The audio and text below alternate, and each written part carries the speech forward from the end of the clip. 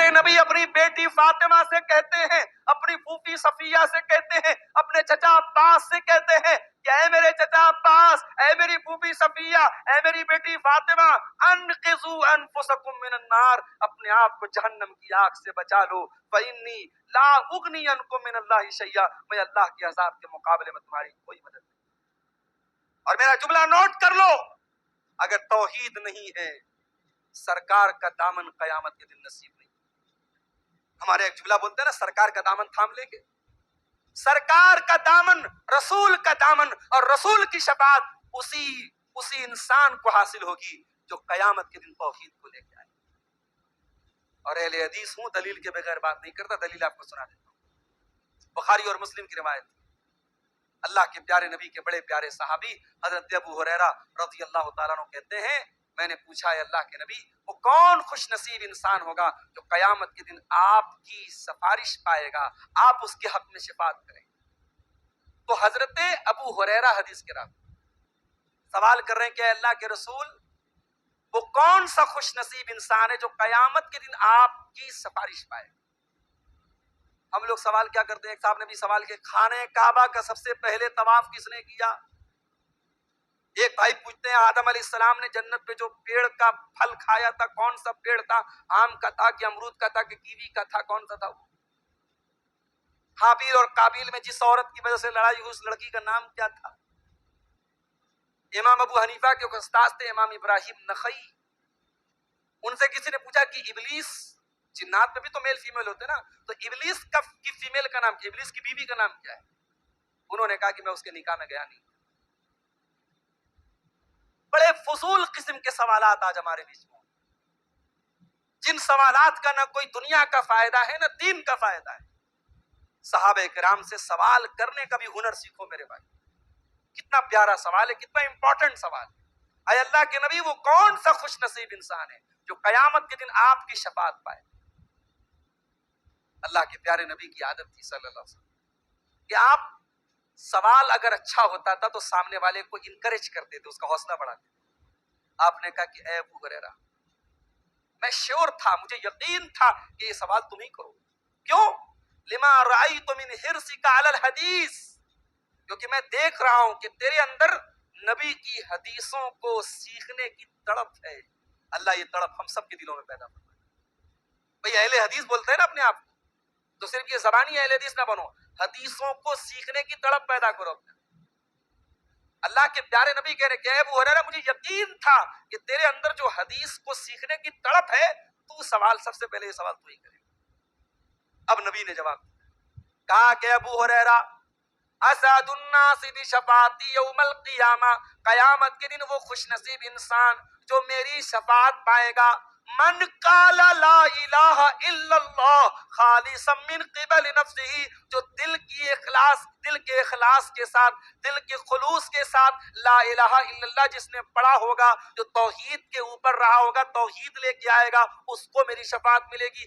کسی مشرک کو، کسی قبر پرست کو، کسی غیر اللہ کے در پہ سر جھکانے والے کو اللہ کے نبی کی شفاعت نہیں ملے گی۔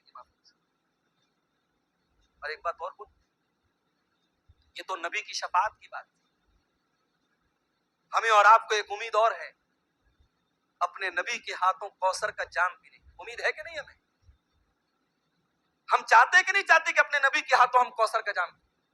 اور یہ جو جس کو اللہ کے نبی اپنے حوض کا پانی پلائیں گے، اللہ کے پیارے نبی فرماتے لا یسمع بعدہ ابدا، اس کے بعد پیاس نہیں لگے گی۔ اتنا پیارا پانی، یہ پانی بھی کسی مشرک کو نصیب نہیں اور کسی بدعتی کو نصیب نہیں۔ آئیے وہ بھی، اس کی بھی حدیث آپ کو سنا دیں، صحیح مسلم کی حدیث ہے، اور یہ حدیث دل کھول کے ذرا سننا، کان نہیں دل کھول کے سننا، بڑی پیاری حدیث۔ اللہ کے پیارے نبی صلی اللہ علیہ وسلم بقیع کے قبرستان میں جاتے ہیں اور وہاں جا کر کے آپ دعائے مغفرت کرتے ہیں جو بقیع کے قبرستان میں جو لوگ دفن ہیں۔ کبھی آپ کو عمرہ کرنے کا موقع ملے، کبھی بقیع کے قبرستان پہ جائیں۔ اللہ، ہمارے یہاں تو زندگی بھر گانجا اور چرس اور ہیروئن پینے والے بھی مر جاتے تو 2 فٹ کی ان کی قبر بنتی ہے اور وہ کوئی بابا بن جاتے ہیں۔ ہمارے بنارس میں ایک پاگل بابا بھی، پاگلوں کی مزاریں بنی ہیں اس ہندوستان میں، بلی کی مزار ہے۔ آپ کے گلبرگہ شہر میں چلے جائیے، خواجہ بندہ نواز کی درگاہ کے اندر میں نے دیکھا خواجہ صاحب کی بیٹی نے طوطا پالا تھا, طوطے کی بھی مذاق ہوتی. ولی کا طوطا بھی ولی ہوتا ہے بھائی, ولی کی بلی بھی ولی ہوتی ہے. یہاں بقیع کے قبرستان میں 10,000 سے زیادہ صحابہ کرام کی قبریں ہیں. کوئی کتبہ نہیں, کوئی اونچی قبر نہیں, کوئی پکی قبر نہیں, سب مٹی کی قبریں ہیں. دور تک نظر ڈالو کوئی نشان نہیں, کوئی پہچان نہیں. اور یہ وہ اللہ کے ولی ہیں, قیامت کی صبح تک ان کے جیسا ولی کوئی پیدا نہیں ہو سکتا. یہ نبی کے صحابہ ہیں. اس روئے زمین پر اللہ کے نبیوں کے بعد اگر سب سے مقدس کوئی جماعت ہے تو صحابہ کی جماعت. یہ بقیع کے قبرستان میں اللہ کے پیارے نبی جاتے ہیں اور وہاں جا کے مغفرت کی دعا کرتے. اس کے بعد اپنے صحابہ کے پاس آ پاتے اور کہتے ہیں میرے صحابہ وددت انی لقیت اخوانی, میری آرزو ہے کہ میں اپنے بھائیوں سے ملاقات. صحابہ نے کہا اولسنا اخوانک یا رسول اللہ, اے اللہ کے رسول کیا ہم آپ کے بھائی نہیں ہیں؟ کہا کہ انتم اصحابی, تم میرے صحابہ ہو, تم میرے بھائی. پھر آپ کے بھائی کون ہیں؟ قربان جاؤں میں اپنے نبی کے اوپر, میرے ماں باپ قربان ہو اللہ کے رسول کے اوپر, میری جان قربان ہو اللہ کے رسول. آنے والی تمام نسلوں کے لیے یہ حدیث ایک بہت بڑی خوشخبری ہے. اللہ کے نبی فرماتے ہیں میرے بھائی وہ لوگ ہیں جو بعد میں آئیں گے, جنہوں نے میرا دیدار نہیں کیا ہوگا, جنہوں نے میرا زمانہ نہیں پایا ہوگا, جنہوں نے میرے ساتھ غزوات میں شرکت نہیں کی ہوگی, مگر میرا کلمہ پڑھیں گے, میرے اوپر ایمان رکھیں گے, مجھ سے محبت کریں گے, وہ میرے بھائی ہوں گے. اور میں اپنے ان بھائیوں سے ملنا چاہتا ہوں. کتنی بڑی خوشخبری ہے ہمارے ہم جیسے گنہگاروں کے لیے میرے بھائی. ہم جو بغیر دیکھے اپنے نبی سے محبت کرتے ہیں, ہم نے نبی کی صحبت نہیں اٹھائی, ہم نبی کے ساتھ غزوات میں شریک نہیں ہوئے, ہم نے نبی کی خدمت کا کوئی موقع نہیں پایا, مگر آج بھی نبی کی وفات کے واقعات حدیثوں میں پڑھتے ہیں تو آنکھوں سے آنسو آ جاتے ہیں. نبی کی تکلیفوں کا ذکر پڑھتے ہیں اور سنتے ہیں تو دل لرز اٹھتا ہے. اس نبی سے محبت ہم گنہگاروں کے دل میں کہیں نہ کہیں موجود ہے. اور میرے نبی کہتے ہیں میں اپنے بھائیوں سے ملنا چاہتا ہوں. صحابہ نے کہا اللہ کے نبی آپ پہچانیں گے کیسے اپنے بھائی؟ آپ کی امت کی پہچان کیا ہوگی؟ آپ نے فرمایا میری امت کی پہچان یہ ہوگی جیسے کسی کے پاس بہت سارے اونٹ ہیں اور وہ اونٹ سرخ رنگ کے ہیں یا کالے رنگ کے ہیں. ان اونٹوں میں کچھ اونٹ ایسے ہیں جن کی پیشانی, اس کے پاس بہت سارے گھوڑے ہیں اور ان گھوڑوں میں کچھ گھوڑے ایسے ہیں جن گھوڑوں کی پیشانی اور جن گھوڑوں کے پیر سفید ہیں, چمکدار ہیں, روشن ہیں. تو اگر لاکھوں اس کے پاس گھوڑے ہیں اور ان گھوڑوں میں کچھ چمکدار گھوڑے ہیں جن کی پیشانی چمک رہی ہے, جن کے پیر چمک رہے ہیں, تو کیا اپنے ان گھوڑوں کو نہیں پہچانے گا؟ صحابہ نے کہا ہاں پہچان لے گا. آپ نے فرمایا میں اپنی امت کے لوگوں کو ان کے اعضائے وضو سے پہچان لوں گا. ان کے اعضائے وضو چمک رہے ہوں گے, ان کا چہرہ چمک رہا ہوگا, ان کا ہاتھ چمک رہا ہوگا, ان کا پیر چمک رہا ہوگا. ارے بے نمازی جس نے زندگی میں نماز کی پابندی نہیں کی, قیامت کے دن اس کے پاس تو نبی سے ملاقات کا پاسپورٹ بھی نہیں ہوگا. یہ وضو, یہ نماز کی پابندی اور وضو کی پابندی, یہ قیامت کے دن تیرے نبی سے ملاقات کا پاسپورٹ ہے. اگر کوئی بے نمازی ہے اپنی قسمت پہ روئے, اپنی بدقسمتی پہ روئے کہ اسے پیارے نبی سے ملاقات کا شرف نہیں مل پائے گا. پیارے نبی پہچانیں گے تو وضو کی پابندی سے پہچانیں. اس کے بعد اللہ کے پیارے نبی فرماتے ہیں پھر کچھ ایسے بھی لوگوں کو لایا جائے گا کہ جب وہ میرے حوض کے اوپر آئیں گے اور میں ان کو حوض کوثر کا پانی پلانا چاہوں گا, لا یزادون کما یزاد البعیر الضال, ان کو ہکا دیا جائے گا, بھگا دیا جائے گا جیسے اونٹوں کے ریوڑ میں کوئی دوسرا اونٹ آ جائے اور اس کو بھگا دیا جائے, اس کو ہکا دیا جائے. ان لوگوں کو میرے حوض سے ہکا دیا جائے گا. صحابہ نے پوچھا اللہ کے نبی کیوں ہکا دیا جائے گا؟ اللہ کے نبی فرشتوں سے پوچھیں گے کیوں ان کو بھگا رہے ہو, میری امت کے لوگ ہیں, یہ بھی وضو کر کے آئے, نماز پڑھ کے آئے. تو فرشتے کہیں گے انک لا تدری ما احدثوا بعدک, اے اللہ کے نبی آپ نہیں جانتے یہ بدعتی لوگ ہیں, ان کے یہاں ہر سال کوئی نئی بدعت پیدا ہوتی تھی, ان کے یہاں بدعتیں انڈے بچے دیتی تھی, ہر سال بدعت کا ایک نیا کلیور, ایک نیا ورژن, ایک نیا اپڈیٹ ان کے یہاں آتا تھا. یہ بدعتی لوگ تھے, انہوں نے آپ کے دین کی شکل کو بدل ڈالا تھا. جب اللہ کے پیارے نبی یہ سنیں گے تو کہیں گے سحقن سحقن لمن غیر عبادی, ان کو گھسیٹ کر کے جہنم میں لے کے جاؤ, انہوں نے میرے دین کو بدل ڈالا. اللہ ہم سب کو بدعت و خرافات سے بچائے. تو مشرک کو نبی کی شفاعت نہیں ملے گی اور بدعتی کو حوض کوثر سے دھتکار دیا جائے گا. اس لیے زندگی کی آخری سانس تک شرک اور بدعت سے میرے بھائیوں اپنے آپ کو بچائیں. تو توحید یہ ہے میرے. تو توحید کی پہلی قسم ہے توحید ربوبیت، اللہ ہی کو رب ماننا، اور توحید الوہیت کا مطلب میں نے بتایا عبادت کی ساری ویرائٹیز کو اللہ کے لیے خاص کر دینا۔ اب توحید کی تیسری قسم بھی سمجھ، توحید کی تیسری قسم یہ ہے کہ اللہ تعالیٰ کے جتنے نام آئے ہیں قرآن اور سنت، جتنی صفات آئی ہیں ان سب پر ہم ایمان رکھتے ہیں۔ مثال کے طور پر قرآن و حدیث میں آیا کہ اللہ کا ہاتھ ہے،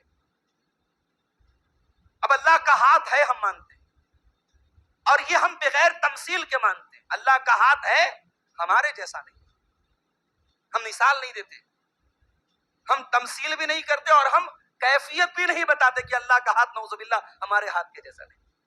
نہ ہم مثال دیتے ہیں، نہ کیفیت بیان کرتے ہیں، اور نہ ہی ہم تحریف کرتے ہیں جیسے کچھ لوگوں نے کہا نہیں صاحب اللہ کے لیے ہاتھ کا لفظ آیا ہے قرآن میں حدیث میں، ہم ہاتھ کا ترجمہ ہاتھ سے نہیں کریں گے، ہم ہاتھ کا ترجمہ کریں گے قبضہ قدرت۔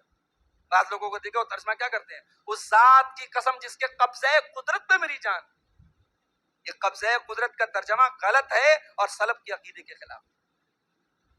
سورہ رحمان کی آیت ہے نا، کل من علیہا فان ویبقى وجہ ربک ذو الجلال والاکرام، کہ ہر چیز فنا ہو جائے گی، باقی رہے گا تیرے رب کا جلال اور اکرام والا چہرہ۔ اب بعض لوگ کہتے ہیں نہیں صاحب اللہ کا چہرہ کیسا ہو سکتا ہے، تو چہرہ کا ترجمہ ذات سے کرتے ہیں، اللہ کی ذات باقی رہے گی، اللہ کی ذات باقی رہے گی، وہ بات اپنی جگہ صحیح ہے، مگر یہاں چہرہ کا لفظ آیا ہے تو ہم چہرے کا ترجمہ چہرہ، یہ ہمارا مسلک اور منہج ہے جو صحابہ سے ہمیں ملا ہے کہ اللہ تعالیٰ کے جتنے نام ہیں قرآن و سنت میں آئے، جتنی صفات ہیں۔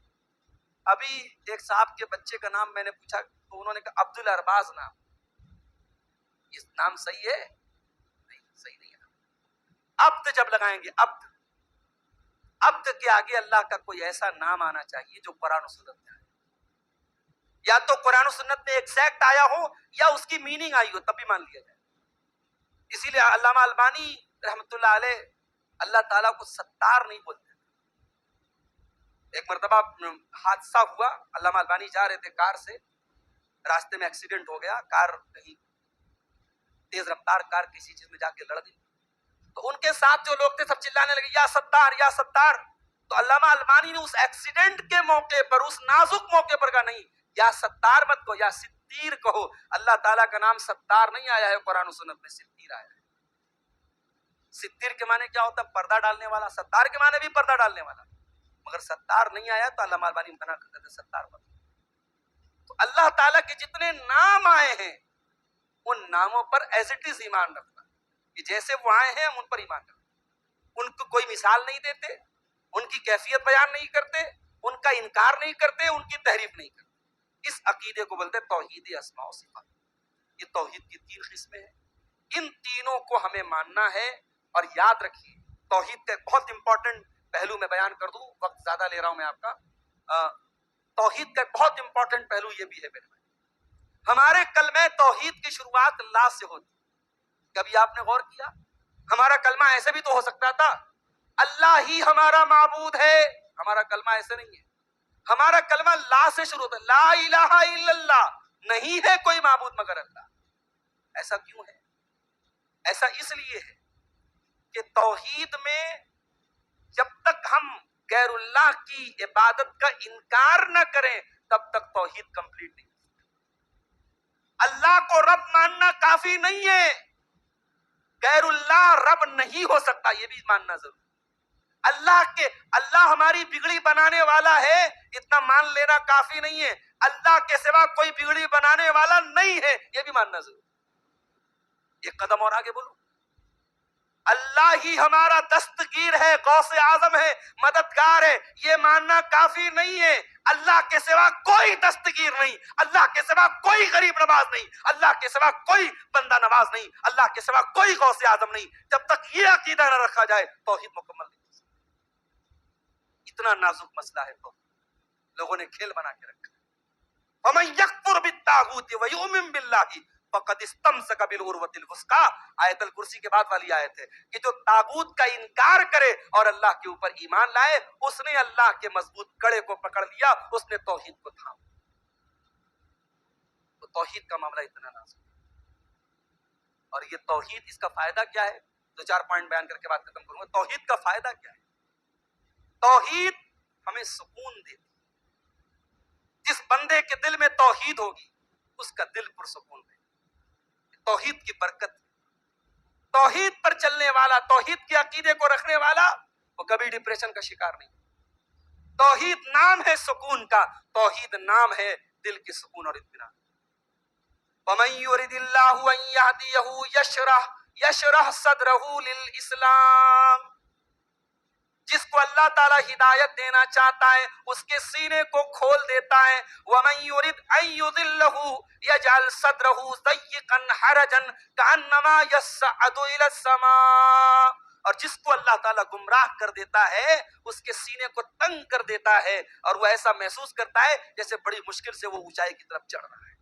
کبھی آپ پہاڑ پہ چڑھیے, کبھی کسی بلندی پر چڑھیے, تو چڑھنے میں انسان کو کبھی کبھی ایک دم اس کا دم گھٹنے لگتا ہے, اس کا سینہ تنگ ہو جاتا ہے. تو جو مشرک ہوتا ہے, جو گمراہ ہوتا ہے, اللہ اس کی مثال دے رہا ہے کہ اس کا سینہ ایک دم تنگ ہوتا ہے, اس کے دل کو سکون, اس کے سینے کو کشادگی نہیں.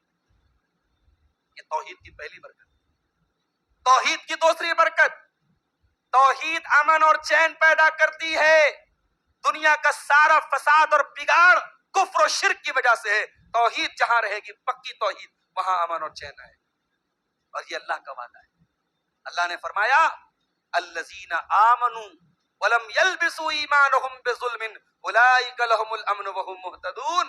کہ جو ایمان لائے اور ایمان کے ساتھ شرک کی کوئی ملاوٹ نہیں کی, ان کو امن ملے گا, ان کو چین ملے گا, ان کو نجات ملے گی. دنیا میں بھی امن کے ساتھ رہیں گے, آخرت میں بھی امن کے ساتھ. توحید کا ایک اور فائدہ ہے میرے بھائیوں, توحید پر چلنے والا بے غیرت نہیں ہوتا, باغیرت ہوتا ہے. توحید پر چلنے والا غیرت مند ہوتا ہے. جو انسان غیرت سے محروم ہے, سمجھ جاؤ اس کی توحید میں کمی, اس کے عقیدے میں کمی. جس کو کوئی فرق نہ پڑے اس کی بیوی کس کے ساتھ گھومنے جا رہی ہے, اس کی بیٹی کہاں جا رہی ہے, اس کی بہن کہاں جا رہی ہے, جس کی غیرت, جس کے اندر غیرت مر جائے, سمجھ جاؤ کہ اس کی توحید بھی مر رہی ہے. آئیے حدیث آپ کو سنا دیتا ہوں. اللہ کے پیارے نبی کے صحابی ہیں 7 دنوں بعد. وہ کہتے ہیں کہ اگر میں اپنی بیوی کو کسی غیر مرد کے ساتھ دیکھ لوں گا, میں اس آدمی کو مار دوں گا, تلوار سے قتل کر دوں گا. اگر میں تنہائی میں اپنی بیوی کو کسی غیر مرد کے ساتھ دیکھ لوں گا, میں I will kill him, میں اس آدمی کو قتل کروں گا. صحابہ کو یہ بات بڑی بھاری لگی. صحابہ نے یہ بات اللہ کے رسول کے سامنے ذکر کی کہ اے اللہ کے رسول 7 دنوں بعد ایسی بات کر رہے ہیں. اللہ کے پیارے نبی نے فرمایا اتعجبون من غیرت السعد, کیا تمہیں سعد کی غیرت پر تعجب ہو رہا ہے؟ تمہیں بڑی حیرت ہو رہی کہ سعد نے ایسی بات کیوں کہہ دی؟ کان کھول کر کے سن لو, سعد سے زیادہ غیرت والا تو میں ہوں اور مجھ سے زیادہ غیرت والا اللہ ہے. اور اسی لیے اللہ تعالیٰ نے تمام فحش کاموں کو, تمام گندے کاموں کو, ہر قسم کی زناکاری کو, بدکاری کو, بے حیائی کو, لواطت کو, لڑکا لڑکی کے ناجائز تعلق, لڑکی لڑکی کے ناجائز تعلق, لڑکا لڑکا, جتنی بھی خباثت اور گندگی کی جتنی ناجائز قسم, سب کو اللہ نے حرام کیا. کیوں؟ اللہ غیرت والا ہے. توحید جب آئے گی تو غیرت آئے. جس سوسائٹی میں توحید نہیں ہوگی, جس سوسائٹی میں قبر پرستی ہوگی, جس سماج میں غیر اللہ کو مشکل کشا مانا جائے گا, وہاں غیرت بھی مرے گی میرے بھائیوں, وہاں بے حیائی آئے گی, بے غیرت. اور آگے بڑھیے, توحید کا ایک فائدہ اور بھی, توحید پر چلنے والا صابر ہوتا ہے. بچہ مر جائے, شوہر کی بیوی کا انتقال ہو جائے, بیوی کے شوہر کا انتقال ہو جائے, توحید پر اگر چل رہا ہے, اپنی زبان کو کنٹرول میں رکھے, اپنے جذبات کو کنٹرول میں رکھے. آنسو آئیں گے, روئے گا, دکھ کا اظہار کرے گا, مگر کوئی ایسی حرکت نہیں کرے گا جس سے اللہ ناراض ہو. توحید انسان کو مضبوط بناتی ہے. اللہ کے پیارے حبیب کو دیکھو, آپ کو بڑی آرزو تھی بیٹے کی. حضرت خدیجہ سے جو بیٹے پیدا ہوئے, قاسم پیدا ہوئے, انتقال کر گئے, عبداللہ پیدا ہوئے, انتقال کر گئے. بڑی مدت کے بعد حضرت ماریا کے پیٹ سے بچہ پیدا ہوا اور پیارے نبی نے بڑے شوق سے اپنے بچے کا نام اپنے باپ ابراہیم کے نام پہ ابراہیم رکھا. بیٹے کی خواہش تو اللہ کے نبی کو بھی تھی, بیٹے کی خواہش ہونا بری نہیں ہے, نبیوں کو بھی خواہش ہے.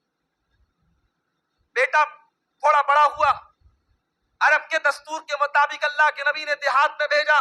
دیہات میں بچے جاتے تھے وہیں دودھ پیتے تھے، دائی لوگوں کا دودھ پیتے تھے، اور دیہات میں ان کی ماس پیشیاں مضبوط ہوتی تھی، ان کا بدن مضبوط ہوتا تھا۔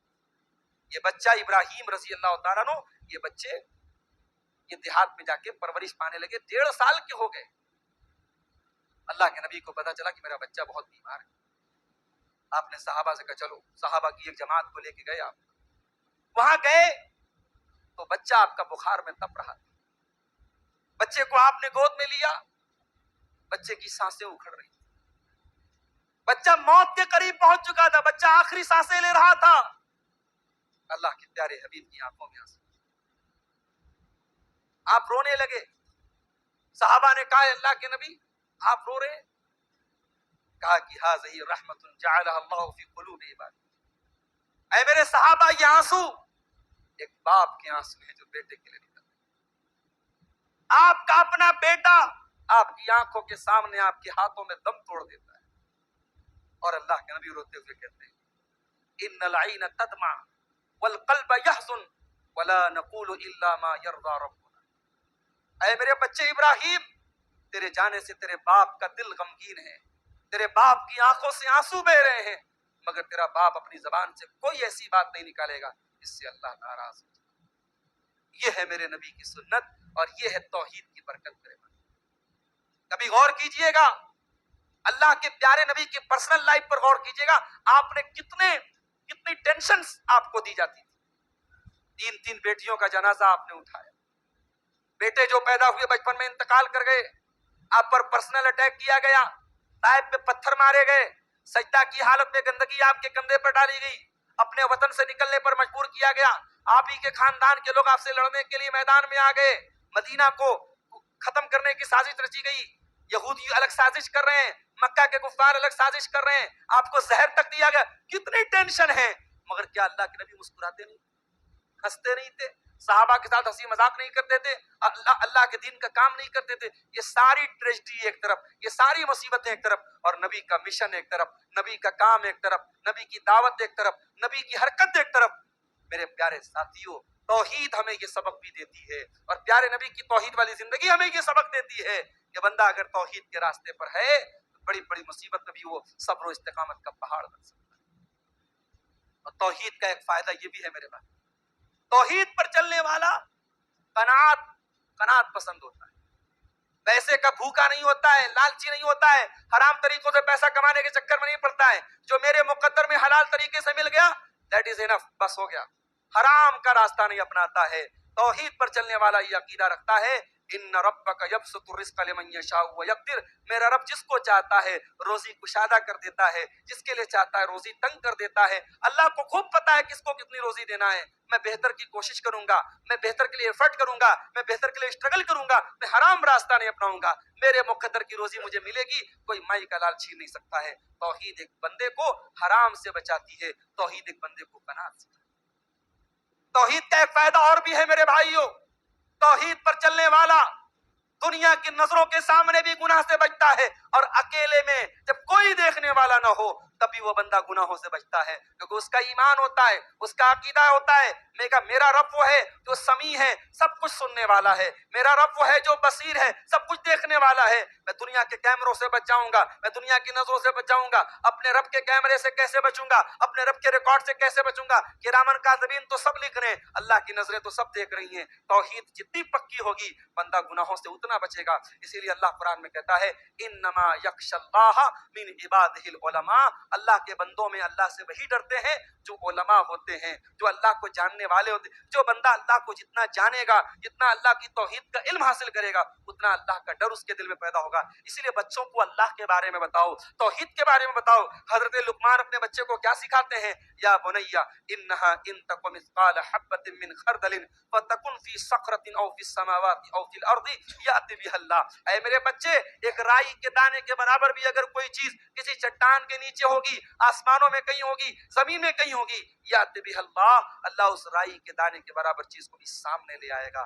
میرے عزیزوں، میرے بھائیوں، میرے بزرگوں، یہ توحید وہ چیز ہے جو آپ کے دل میں اللہ کا خوف پیدا کرتی ہے، جو آپ کو گناہوں سے بچاتی ہے، مشکل سے مشکل حالت میں بھی توحید آپ کو مضبوطی دیتی ہے، آپ کو ڈھارس بتاتی ہے۔ توحید پر چلنے والا کبھی سوسائڈ نہیں کرتا، توحید پر چلنے والا کبھی ڈپریشن کا شکار نہیں ہوتا، کہ دنیا کے سارے راستے جب بند ہو جائیں، توحید پر چلنے والا جانتا ہے کہ میرے رب کا راستہ ابھی بھی کھلا ہے، میرے رب کا در ابھی بھی کھلا ہے، میرا رب ابھی بھی میری بگڑی بنا سکتا ہے۔ یہ عقیدہ انسان کو ٹوٹنے نہیں دیتا ہے، انسان کو بکھرنے نہیں دیتا ہے۔ اس لیے میرے بھائیوں، اپنی توحید کو مضبوط کرو، اپنے عقیدے کو مضبوط کرو۔ اور یہ توحید کیسے مضبوط ہوگی؟